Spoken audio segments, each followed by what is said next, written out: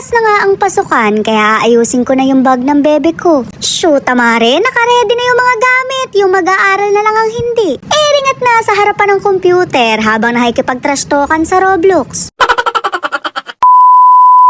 Nakumpleto ko nga yung mga gamit niya na hindi lumalabas ng bahay. Kaka-scroll ko online naunti-unti ko yung mga kailangan niya. Nanonood lang naman ako ng mga ingrown pero nabudol pa ako sa mga paninda. Magaganda naman mare kaya doon na lang ako bumili. Katulad na lang nitong lalagyan na pwede kong gawing hygiene kit. Mare, ako lang ba yung hindi nakaranas magkaroon nito? Pinagdadala naman kami pero polvo lang yung afford ko. Abay dugas pa nga yun galing sa bahay namin. Kaya naman napakaswerte ng bebe ko dahil nakaranas pa siya ng tissue. Samantalang ako mare, umonsi man ang uhog ko, uniform lang ang pamahid ko.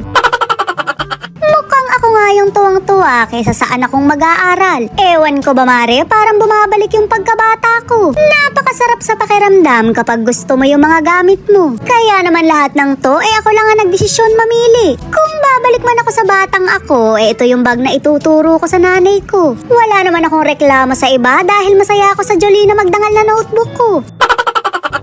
Isa pa nga sa mga pinangarap ko noon magkaroon ng maangas na pencil case. Yung tipong punong-puno ng lapis para marami akong pamalit. Palagi na lang kasing pasuko yung lapis ko dahil sa kakatas ako. Shoot, mare, may kagat pa nga yung dulo. Pudpud na kasi yung pambura kaya nginangata ko na.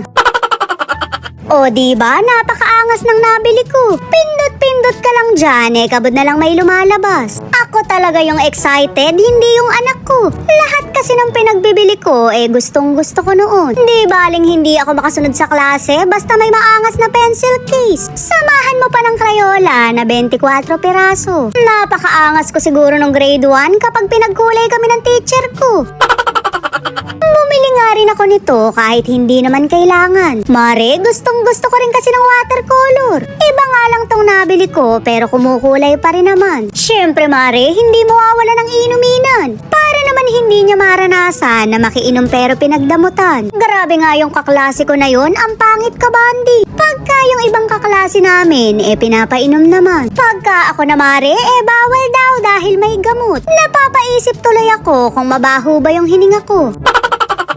Mga mare, nakaredy na ba kayo? Hindi lang sa pagbabantay ng anak, kundi sa pagpapabaon. Kailangan mo na rin gumising ng maaga para maggayak ng anak. Mag-aalmusal ka na naman ng walang katapusang pagrarap. Galingan mo mare, ilalaban kita sa flip top.